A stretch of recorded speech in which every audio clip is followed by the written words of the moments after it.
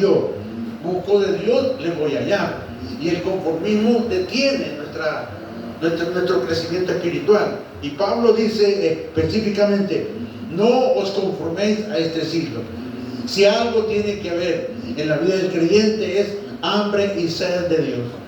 Si algo tiene que permanecer hasta el último día de nuestra vida en esta tierra en nosotros es hambre y sed de Dios. Entender lo que Cristo hizo por nosotros en la cruz del Calvario es radical, hermano. Es algo que no tiene precedente, que Cristo haya muerto en la cruz del Calvario por nosotros y nos haya redimido y nos haya introducido en su gracia, en su reino, hermano. Es algo radical. Por eso nosotros tenemos que tener nuestra mirada en el Señor, no en las circunstancias. Cuando bajamos nuestra mirada al Señor, indudablemente nos desanimamos. Cuando vemos las circunstancias, nos desanimamos. Por eso el llamado de Dios es: no os conforméis a este siglo, sino transformaos por medio de la renovación de vuestro entendimiento, para que comprobéis cuál sea la buena voluntad de Dios. Y la voluntad de Dios tiene dos características. Número uno, es agradable. Y número dos, es perfecta. Y eso es lo que Dios quiere hacer de nosotros: vidas agradables y perfectas. Cuando hablamos de perfecto, estamos hablando de alguien maduro, de alguien, hermano, que sabe asimilar las situaciones que llegan a su vida y aprende a resolverlas en el Señor. Todos tenemos problemas y todos tendremos siempre problemas. La diferencia es cómo los resolvemos, cómo enfrentamos el día a día, cómo enfrentamos el rigor de la vida sobre nosotros. Eso lo va a determinar si estamos dentro o fuera de la voluntad de Dios. Hay una bendición cuando estamos dentro de la voluntad de Dios. ¿Por qué? Porque Dios va en nuestro auxilio. La voluntad de Dios es la cobertura o es la esfera en la cual la iglesia debería de moverse. La voluntad de Dios, estar dentro de la voluntad de Dios, es la esfera en la cual, hermano, la iglesia es poderosa. Cuando estamos dentro de la voluntad de Dios, entendemos la palabra. Cuando estamos dentro de la voluntad de Dios, podemos oír su voz. Cuando estamos dentro de la voluntad de Dios, el gozo y la alegría, hermano, permanecen en nosotros. Ahora, pero cuando salimos de la voluntad de Dios, ay, hermano, vemos las circunstancias, nuestra vida se paraliza, y aunque somos cristianos, sentimos que la vida es cuesta arriba. Y ya no sentimos gozo leer, ya no sentimos gozo adorar. ¿Por qué? Porque estamos fuera de la voluntad de Dios. Si algo limita a Dios, hermano, es que estemos fuera de su voluntad. Poco o nada puede hacer. Por eso el desafío para nuestras vidas es vivir dentro de la voluntad del Señor.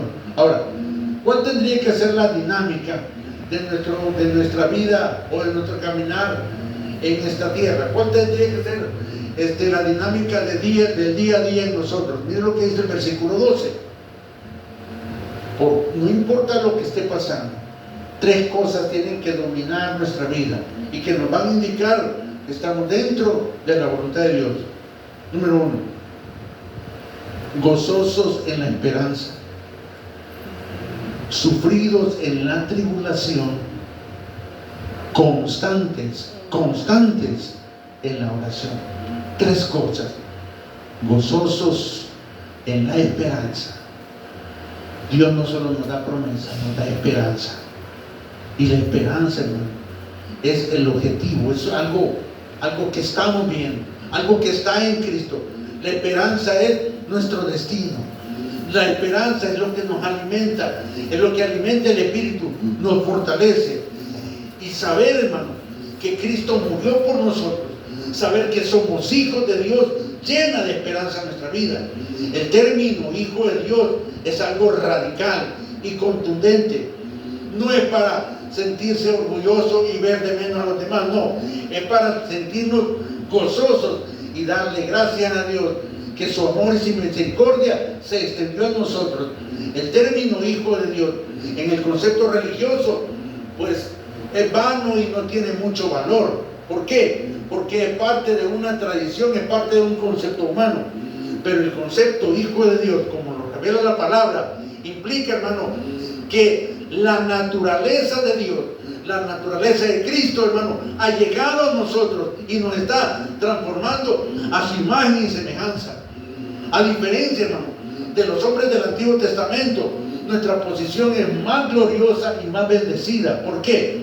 Porque a pesar de que en el Antiguo Testamento estaba Abraham, estaba Daniel, estaba Isaac, estaba Moisés, estaba Enoc, estaba David, estaban esos grandes hombres, hay un pequeño detalle. Aunque eran unos grandes hombres y Dios los usó, ellos no nacieron de nuevo. En cambio nosotros hemos nacido de nuevo. Ellos tenían la palabra como su fortaleza y su guía, pero no al Espíritu Santo adentro. En cambio nosotros, hermano, a diferencia de los hombres del Antiguo Testamento, hemos nacido de nuevo. Y ese nuevo nacimiento es, hermano, lo que hace la diferencia entre la religión y la iglesia. Hemos nacido de nuevo. Y cuando usted ve eso y aprecia eso, hermano, es vestido conforme al linaje de Dios. Somos hijos de Dios. Hay un nuevo linaje. Ahora, vivir bajo ese estándar, hermano, es estar dentro de la voluntad de Dios. Miren lo que dice Efesios capítulo 5. Pablo nos habla, le está hablando a la iglesia, no le está hablando al mundo, y le está dando los requerimientos, lo que es lo mínimo de lo que debería de vivir o cómo debería vivir cada cristiano. Efesios capítulo 5, gloria a Dios, versículo 15. Vivir dentro de la voluntad de Dios significa vivir dentro de su propósito, vivir dentro de su deseo, dentro de sus planes. Vivir bajo la voluntad de Dios requiere, hermano, un cambio radical en nuestras vidas. Miren lo que dice el versículo 15. Mirad pues con diligencia cómo andéis, no como necios, sino como sabios, aprovechando bien el tiempo, porque los días son malos. Por tanto, no seáis insensatos, sino entendidos de cuál sea la voluntad del Señor. No os embriaguéis con vino, en lo cual hay disolución. Antes bien, sed llenos del Espíritu. Dos maneras de caminar en esta tierra, y Pablo lo dice aquí. Dos maneras de cómo se camina en esta tierra. Miren lo que dice el versículo 15. Mirad pues con diligencia cómo andéis, no como necios, sino o se camina, hermano, como sabio, o se camina como un necio. ¿Qué es caminar como un sabio? Es caminar conforme a la voluntad de Dios, es vivir bajo la voluntad y el propósito de Dios, es estar sujeto a su voluntad. Vivir como sabio es escuchar la palabra de Dios, es escuchar el mensaje de Dios, es escuchar la dirección de Dios, es llenarnos de la palabra. Vivir como sabios, hermano, es aprender a ser guiados, y por otro lado, no como necios, viviendo bajo nuestra opinión, bajo nuestros deseos, bajo nuestra voluntad. Vivir como necio es no tomar en cuenta el consejo de Dios. Y aunque a veces somos cristianos, pero no tomamos en cuenta el consejo de Dios. Mucha gente quiere conocer la voluntad de Dios, pero ¿para qué? ¿Para decirle no? ¿O para tener como una opción? No, hermano. La voluntad de Dios no es discutible, ni es una opción.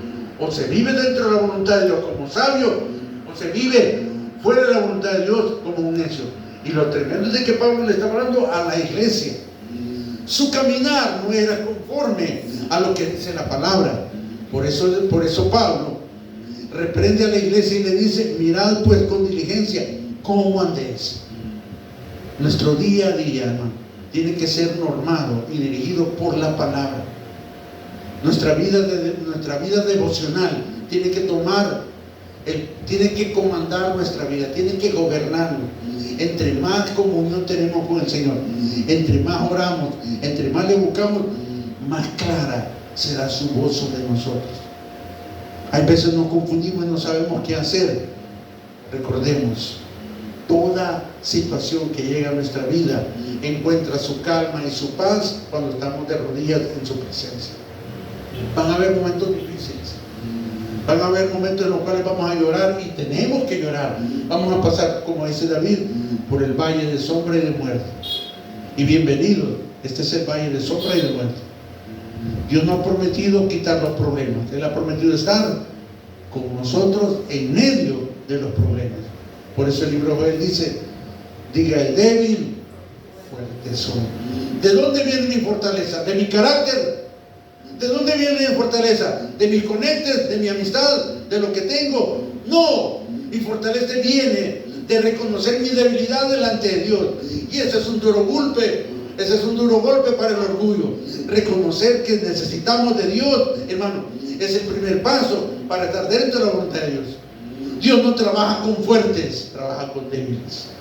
Dios no trabaja con sabios, Dios trabaja con gente que reconoce su necesidad de Él. Y en esa medida Dios se va a revelar y va a expresar su voluntad. ¿Qué es lo que tenemos que hacer? Verso dice: aprovechando bien el tiempo. Ahorita usted está aprovechando el tiempo y lo está aprovechando bien. Parece mentira, pero estar sentado escuchando la palabra de Dios es la mejor decisión. Aprovechando bien el tiempo. ¿Por qué, hermano? Porque los días son malos. Y eso no lo tengo que explicar, simplemente vea lo que está pasando a su alrededor. Los días son malos. ¿Quién produjo estos días malos?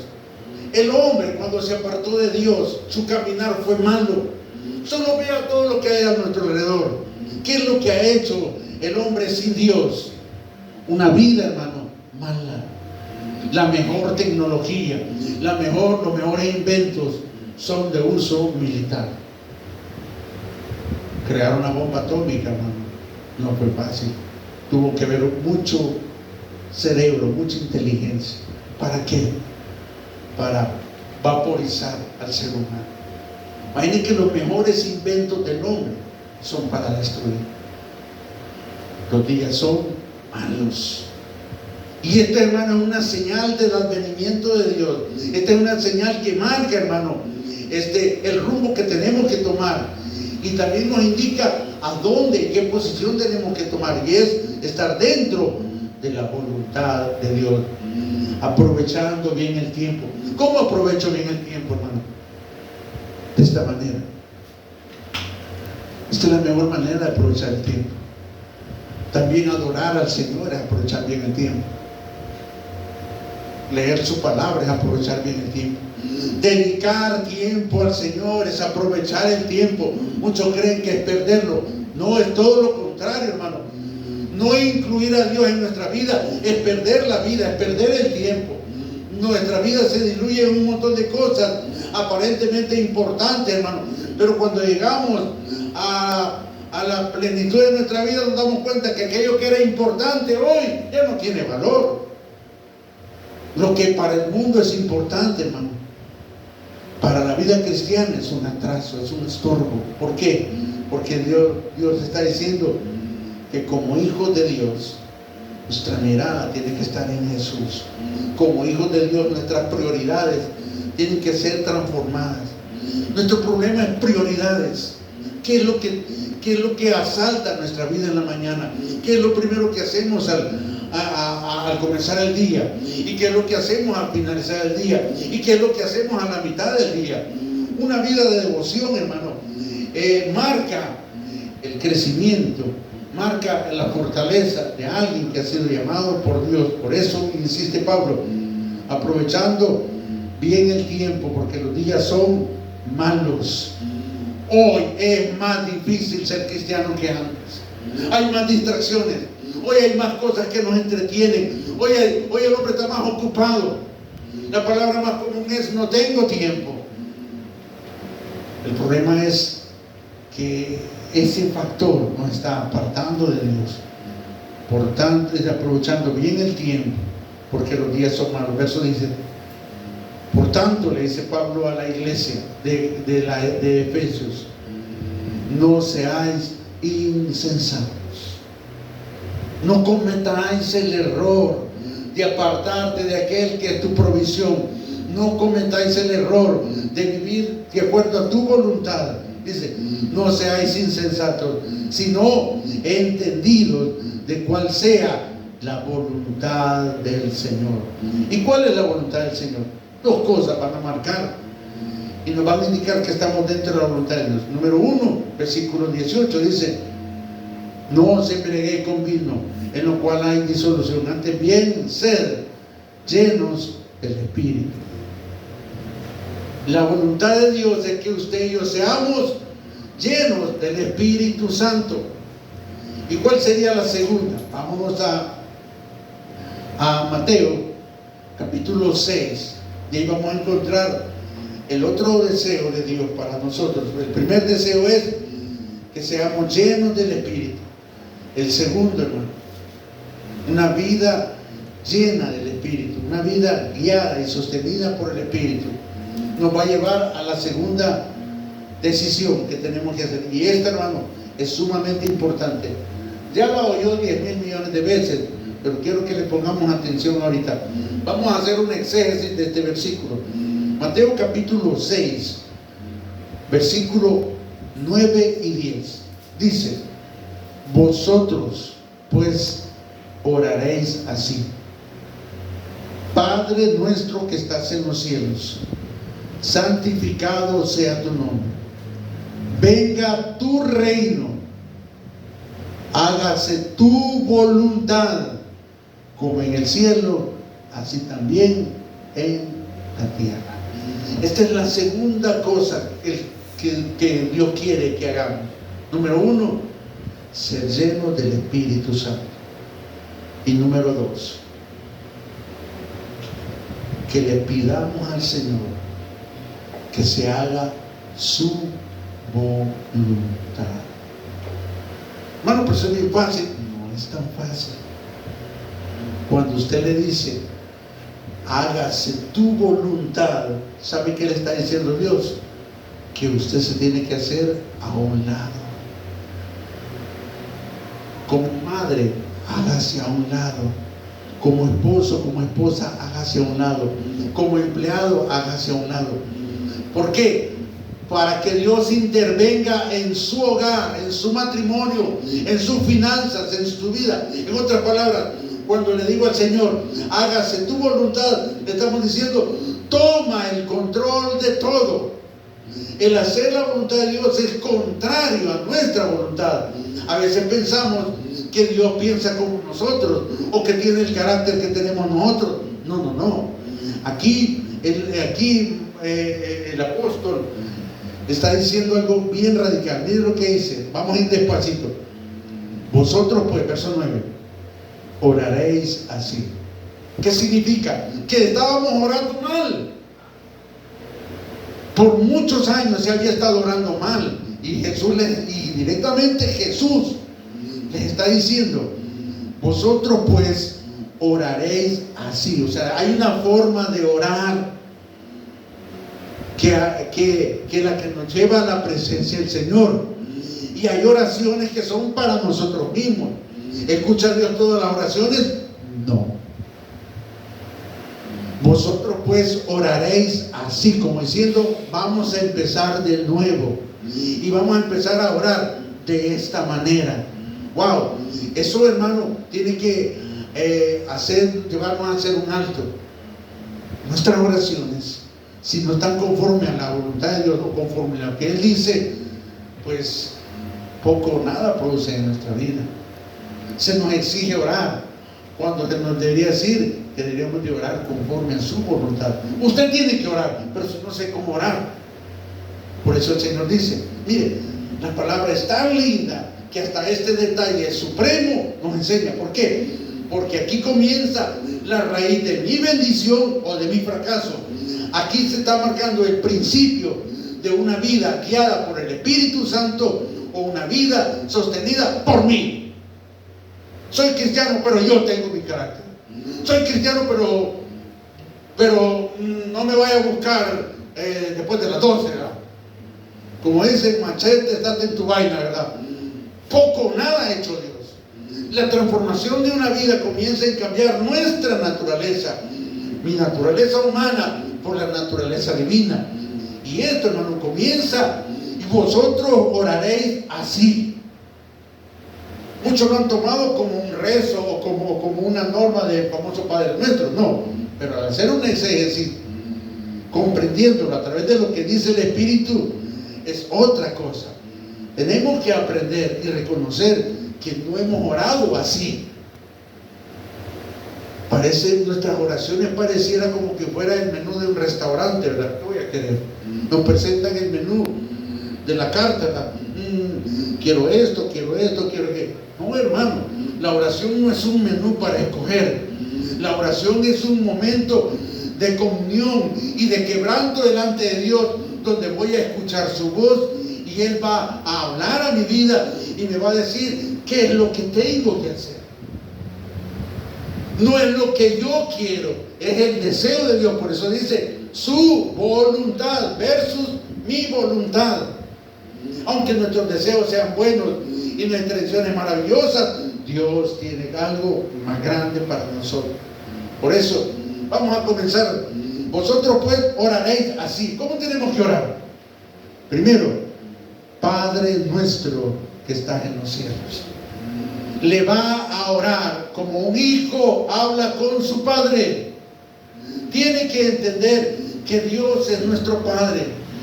Para los inconversos es Dios, para nosotros es papá, es nuestro Padre, es mi proveedor, es el que vela por mí, es el que me defiende. Mi hermano, quizás no nos emociona mucho decir que Dios es nuestro Padre, porque quizás la figura de Padre que hemos tenido, pues como que no me inspira mucho, ¿verdad? Por eso decimos Padre, sí, yo es más ni conocía a mi papá.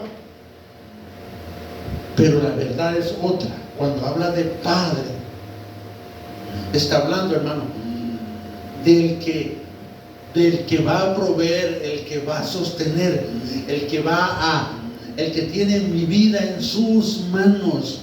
La palabra Padre implica, hermano, el eterno, es el yo soy. Cuando le dice Padre, está hablando de el que originó todo. En Él comenzó todo, en Él se inició la vida. Usted va a hablar con aquel que inició la vida, con el Padre, el que provee, el que sostiene el universo, el que da todo. Entender eso, hermano, wow, nos deja mudo en nuestra oración. Y sabe usted que las oraciones sin palabras son más importantes que el discurso de palabras que pudiéramos hacer. La oración que se hace sin palabras, pero que se hace con el corazón, llega al trono de Dios. Hermano, pero yo no sé cómo orar. ¿Qué les dije en la mañana? Así como Dios le da palabras al predicador para predicar, le va a dar palabras a usted para orar.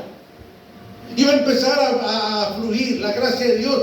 Por eso nos da el Espíritu Santo y nos da la palabra, para que no ore conforme a sus palabras, sino conforme a las palabras de Dios. Y Él nos está diciendo, vosotros pues oraréis así: Padre nuestro que estás en los cielos.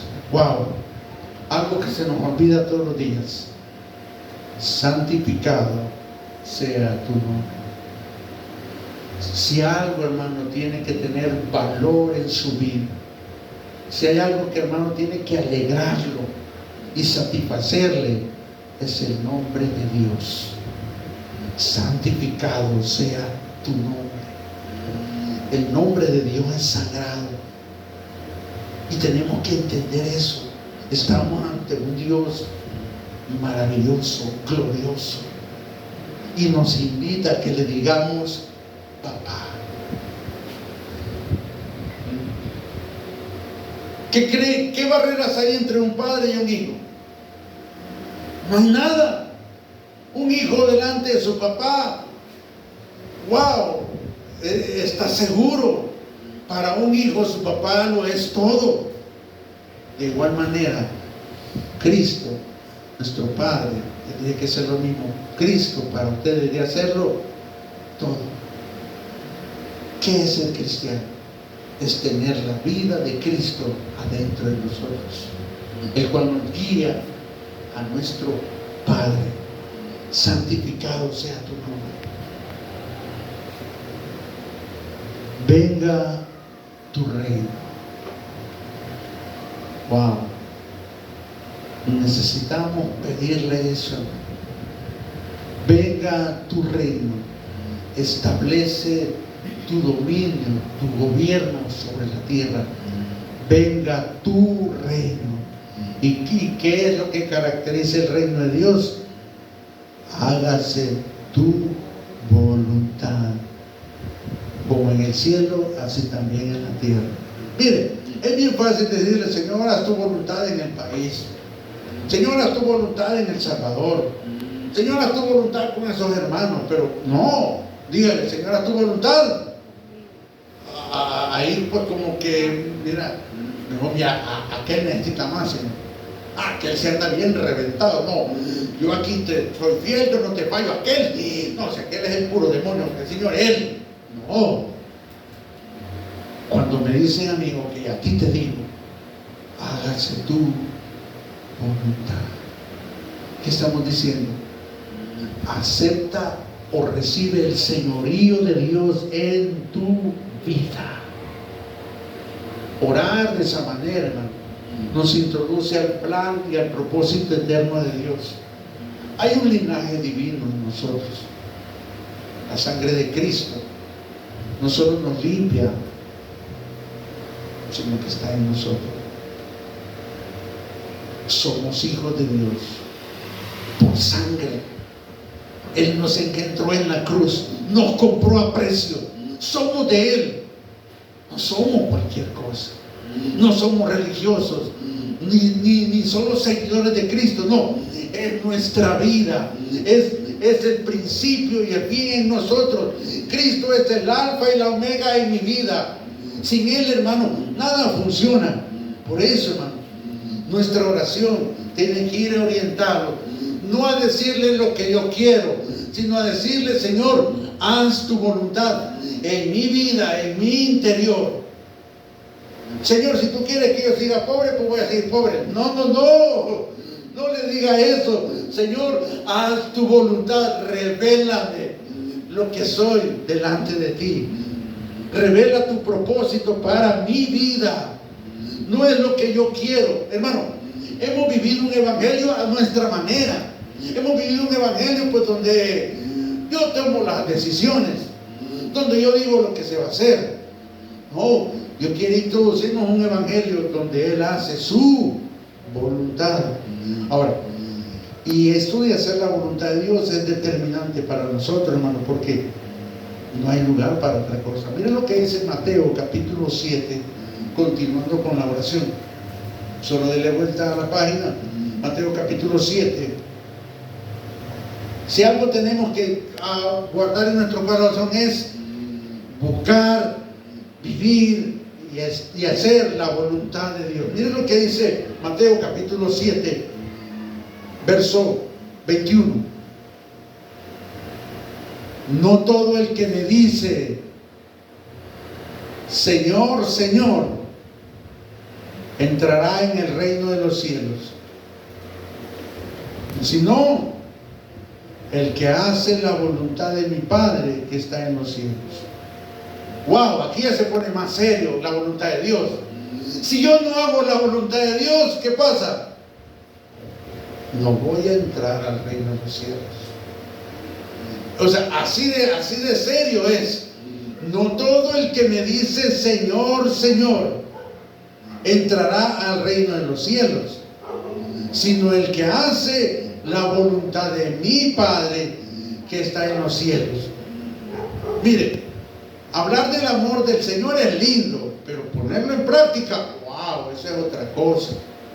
Mire, amar a los que me aman es fácil, pero amar al vecino que me echa la tierra cada rato, amar al vecino que le da volumen a su equipo de sonido, que no me deja dormir, y que el Señor me dice que tengo que amarlo. Wow, ya eso es pasar de las palabras a los hechos. La vida no se edifica con palabras, se edifica con hechos. Por eso dice, no todo el que me dice Señor, Señor, entrará en el reino de los cielos, sino el que hace la voluntad de mi Padre que está en los cielos. Verso 22.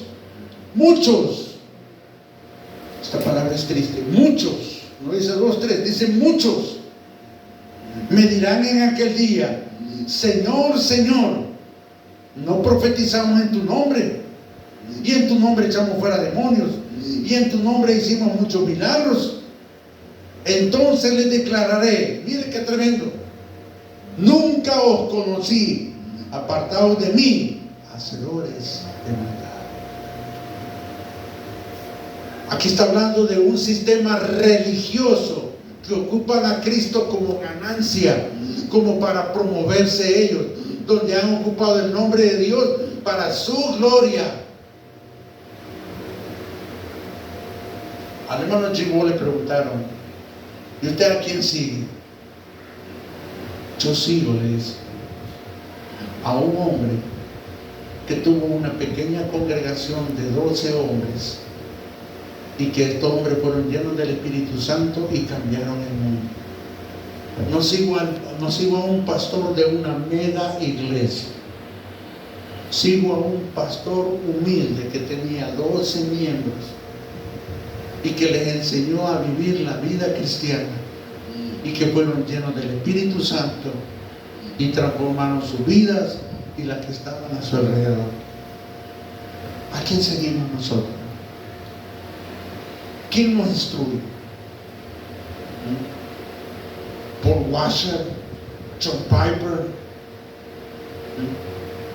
Watchman Nee, o algún otro de una mega iglesia, o aquel humilde hombre en Galilea que caminó por esta tierra, que tuvo una pequeña iglesia de 12 apóstoles y que con esos hombres transformaron el mundo. Es importante que podamos valorar que nuestra fuente de información no es un gran pastor, es la palabra de Dios. Nuestra fuente de información no es una teología o una doctrina o una denominación. Nuestra fuente de información y de manera de vivir la vida cristiana es la palabra de Dios. No es cierto, tiene que respetar a los siervos de Dios y orar por ellos, pero ellos no van a moldear nuestra vida. Es la palabra la que va a moldear mi vida y la que me va, hermano, a llevar a ser más que vencedor. Podemos dar un consejo, podemos dar una orientación, pero apoyados en la palabra de Dios. Pero si yo tomo un texto bíblico, cierro la palabra y empiezo a hablar lo que yo quiero, estoy mal. Toda palabra que sale de la boca de un predicador tiene que estar apoyado en la palabra de Dios, si no, es de su corazón.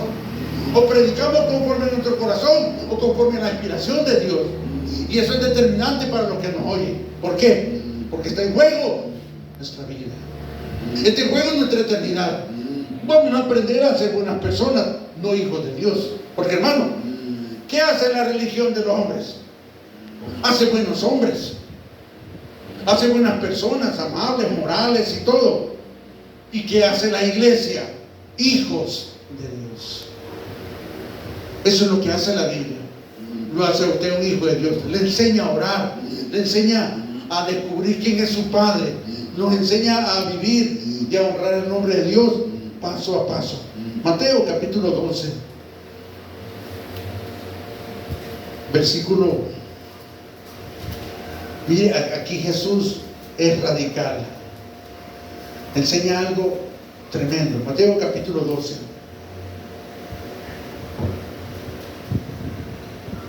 gloria sea al Señor.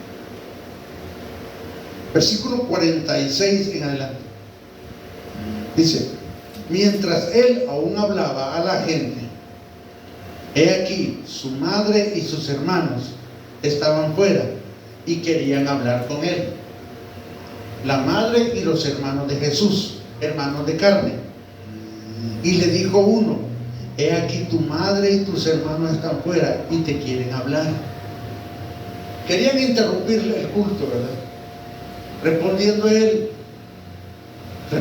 él al que le decía esto, dijo: ¿quién es mi madre? ¿Y quiénes son mis hermanos? Y extendiendo su mano hacia sus discípulos dijo: he aquí mi madre y mis hermanos, porque todo aquel que hace la voluntad de mi Padre que está en los cielos, ese es mi hermano y hermana y madre. De una familia pequeña aquí en la tierra nos introduce a una familia más grande en el cielo. Pertenecemos a la familia más grande en el universo, la familia de los hijos de Dios. Es enorme, son millones. ¿Quiénes son los que forman parte de esa familia? Los que hacen la voluntad de Dios. De antemano le digo, hacer la voluntad de Dios nos va a costar todo, nos va a exigir todo. Hacer la voluntad de Dios implica renunciar a lo que somos para vestirnos de lo que Él es. Hacer la voluntad de Dios nos va a exigir todo. Una vida a medias no sirve. Hacer la voluntad de Dios implica que todo nuestro ser está siendo literalmente transformado para que, hermano, la gracia, la presencia, el poder y el amor de Dios sea derramado en nosotros. Si algo alegra el corazón de Dios, es que usted y yo le busquemos. Si hay algo que a Dios le encanta, hermano, es que usted le diga: papá, Padre. Ya no le diga al Señor, muy serio. Ningún hijo le dice a su papá: mire, Señor, ¿cree que me podría, por su gracia y su benevolencia, proveerme una cora para ir a comprar pan y comer?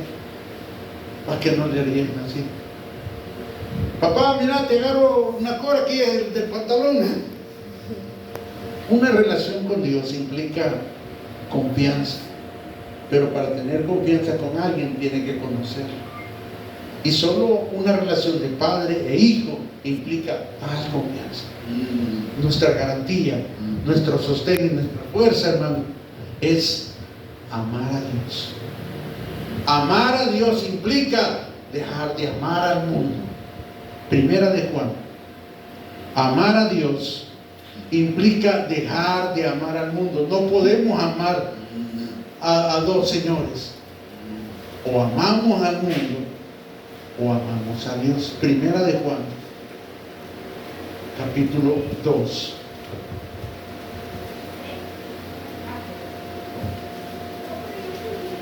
Versículo 15.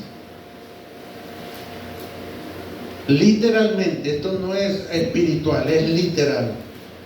No améis al mundo, ni las cosas que están en el mundo.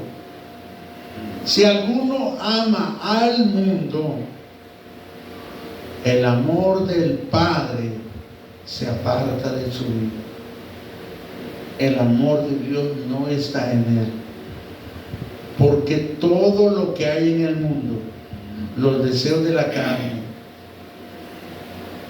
los deseos de los ojos y la vanagloria de la vida, no provienen del Padre, sino del mundo. ¿Por qué no tengo que amar al mundo? Y el mundo pasa y sus deseos, pero el que hace la voluntad de Dios permanece para siempre. ¿Cuál es nuestra garantía? ¿Cuál es nuestra esperanza? Cristo en vosotros, la esperanza de gloria. Hacer la voluntad de Dios nos va a costar todo. Es un proceso, hermano, en el cual Dios está quitando lo que yo soy y poniendo lo que Él es. Es un proceso de quebrantamiento y de desafío, en el cual, hermano, tiene que haber en usted, como dice el Salmo 42. Terminamos con el Salmo 42. Llegar a esta oración: como el ciervo brama por las corrientes de las aguas, así clama por ti, oh Dios, el alma mía. Llegar a decirle: mi alma tiene sed de Dios, y no de cualquiera, sino del Dios vivo. Mi alma tiene sed de Dios, del Dios vivo. Y se hace la pregunta: ¿cuándo vendré y me presentaré delante de Dios? Cuando termine de lavar, cuando ponga los frijoles, cuando deje de ver la novela. ¿Cuándo vendré y me presentaré delante de Dios? Fueron mis lágrimas, mi pan de día y de noche, mientras me dicen todos, ¿dónde está tu Dios? Aquí hay un tremendo contraste. En la medida que yo me aparto de Dios, los problemas se agravan y se acumulan en mi vida y no hallo respuesta. Y en la medida que yo me acerco a Dios, cada situación de mi vida se va resolviendo de una manera sobrenatural. Pero ¿qué tiene que haber en nosotros? Un deseo. Yo le puedo decir, usted tiene que orar, y no va a funcionar. ¿Por qué? Porque no cumple su propósito. El propósito de la oración nace de nuestro deseo. Yo le hago una pregunta, yo me la hice, y contestémosla de verdad. ¿Estamos enamorados de Jesús? Amén. Porque eso es el todo de la vida cristiana. Jesús redujo los 687 mandamientos de la Torá a 2. Y el primero de ellos es: amarás al Señor tu Dios con todo tu corazón, con toda tu alma y con todas tus fuerzas. Si no amo a Dios, estamos en una religión. Pero si amamos a Dios, bienvenidos a la vida nueva, bienvenidos a aquellos hombres que han sido llamados a formar parte del cuerpo de Cristo, los que están dentro de la voluntad de Dios. Padre celestial, enséñanos a amarte, enséñanos a vivir para ti, Padre.